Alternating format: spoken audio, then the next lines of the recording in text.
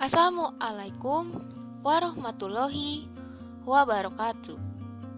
Selamat pagi, salam sejahtera bagi kita semua. Om Swastiastu, Namo Buddhaya, salam kebajikan. Ya, hari ini kita akan membahas review materi bab 2 tentang pembukaan Undang-Undang Dasar Negara Republik Indonesia tahun 1945 dan akan dilanjutkan sedikit pembahasan mengenai materi awal bab 3, yaitu Kedaulatan Negara Kesatuan Republik Indonesia. Untuk materi review bab 2 akan berisi ulasan mengenai pembukaan Undang-Undang Dasar tahun 1945, makna dari Undang-Undang Dasar 1945, hubungannya dengan teks proklamasi, nilai-nilai Pancasila, pokok-pokok pikiran dalam pembukaan Undang-Undang Dasar tahun 1945, serta pengaruhnya terhadap hukum nasional negara Republik Indonesia. Serta kita pun akan membahas mengenai pengertian dan materi-materi lain yang akan dibahas di bab 3 untuk minggu depan. Pembukaan Undang-Undang Dasar 1945. Alinea pertama. Bahwa sesungguhnya kemerdekaan itu ialah hak segala bangsa, dan oleh sebab itu, maka penjajahan di atas dunia harus dihapuskan, karena tidak sesuai dengan peri kemanusiaan dan peri keadilan. Makna pada alinea pertama ini adalah bahwa Indonesia dan dunia harus menghapus dan melawan penjajahan yang ada di dunia ini. Sehingga bila kita ketahui bahwa Indonesia merupakan salah satu negara pelopor dari konferensi-konferensi yang mendukung adanya kemerdekaan bagi negara-negara yang terjajah.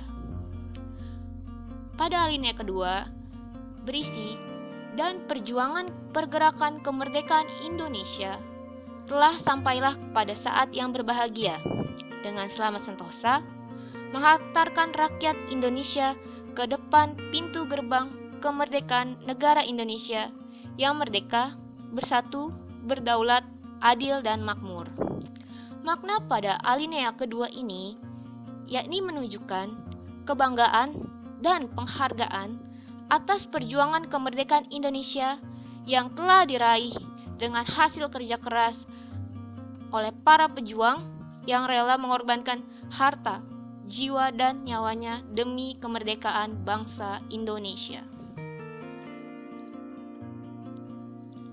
Berikutnya merupakan isi alinea ketiga dari pembukaan Undang-Undang Dasar 1945, yakni atas berkat rahmat Allah yang Maha Kuasa dan dengan didorong oleh keinginan luhur supaya berkehidupan kebangsaan yang bebas, maka rakyat Indonesia menyatakan dengan ini kemerdekaannya.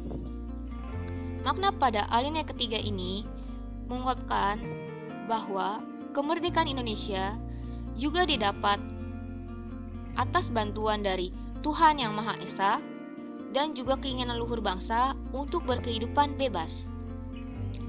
Dan di alinea keempat, pembukaan Undang-Undang Dasar 1945 memiliki isi seperti kemudian daripada itu, untuk membentuk suatu pemerintahan negara Indonesia yang melindungi segenap bangsa Indonesia dan seluruh tumpah darah Indonesia, dan untuk memajukan kesejahteraan umum, mencerdaskan kehidupan bangsa, dan ikut melaksanakan ketertiban dunia yang berdasar kemerdekaan, perdamaian abadi, dan keadilan sosial. Maka disusunlah kemerdekaan kebangsaan Indonesia itu dalam suatu Undang-Undang Dasar Negara Indonesia yang terbentuk dalam suatu susunan Negara Republik Indonesia yang berkedaulatan rakyat dengan berdasar kepada ketuhanan yang Maha Esa, kemanusiaan yang adil dan beradab, persatuan Indonesia, dan kerakyatan yang dipimpin oleh hikmat kebijaksanaan dalam permusyawaratan perwakilan, serta dengan mewujudkan keadilan sosial bagi seluruh rakyat Indonesia. Makna pada alinea keempat ini adalah dalam pembentukan Undang-Undang Dasar 1945 memiliki prinsip-prinsip bangsa Indonesia yang akan menjadi penuntun bangsa untuk meraih cita-cita bangsa Indonesia. Berikutnya, yakni hubungan antara pembukaan Undang-Undang Dasar 1945 dengan Pancasila.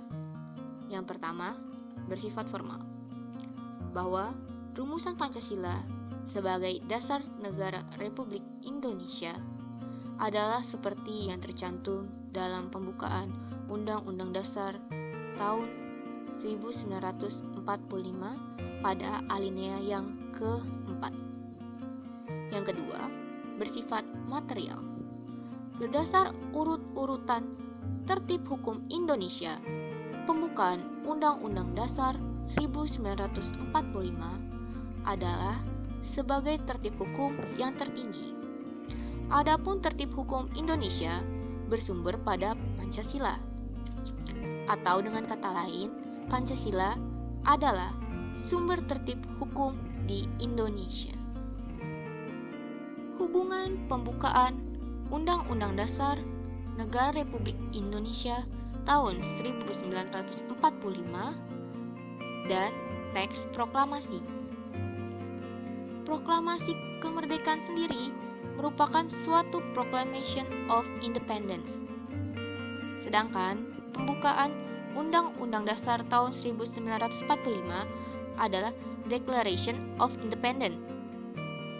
Jadi, artinya pembukaan Undang-Undang Dasar 1945 adalah pernyataan kemerdekaan yang mengandung cita-cita luhur daripada Proklamasi Kemerdekaan Indonesia. Mengubah pembukaan Undang-Undang Dasar 1945 berarti pembubaran Negara Kesatuan Republik Indonesia. Pembukaan Undang-Undang Dasar tahun 1945 adalah deklarasi kemerdekaan Indonesia yang memuat cita-cita luhur dari Proklamasi Kemerdekaan Indonesia.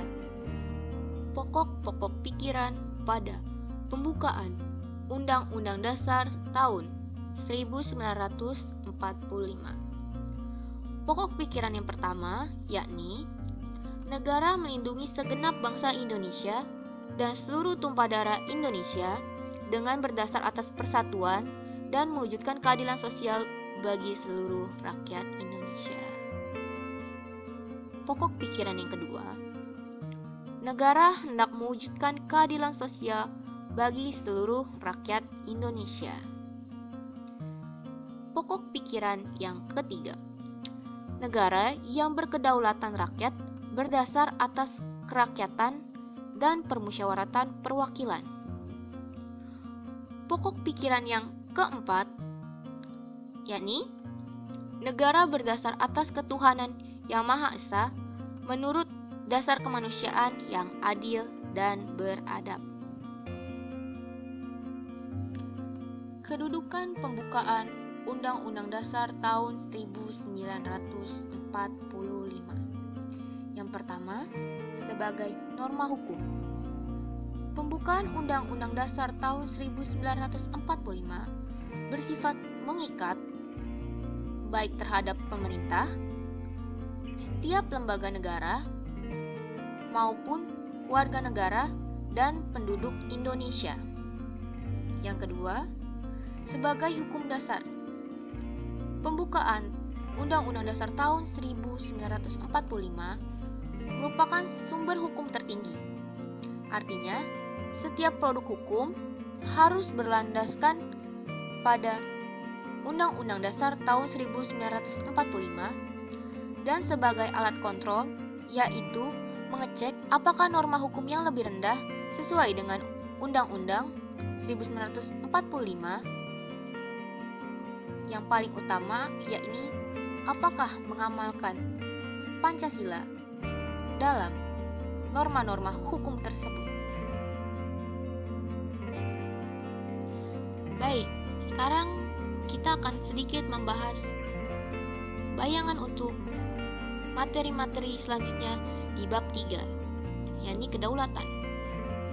Kedaulatan di Indonesia berlandaskan pada Pancasila dan Undang-Undang Dasar tahun 1945. kedaulatan sendiri adalah suatu hak eksklusif untuk menguasai suatu wilayah pemerintahan, masyarakat, atau atas diri sendiri.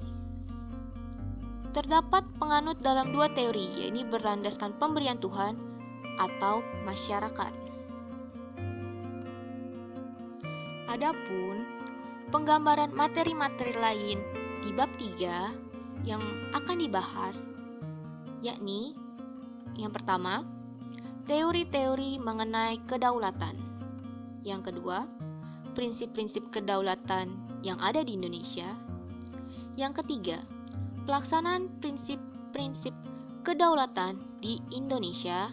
Dan yang keempat, fungsi dari lembaga negara, yakni legislatif seperti MPR dan DPR, eksekutif yakni presiden dan menteri, dan lembaga yudikatif yang terdiri atas MA, MK, dan komisi yudisial.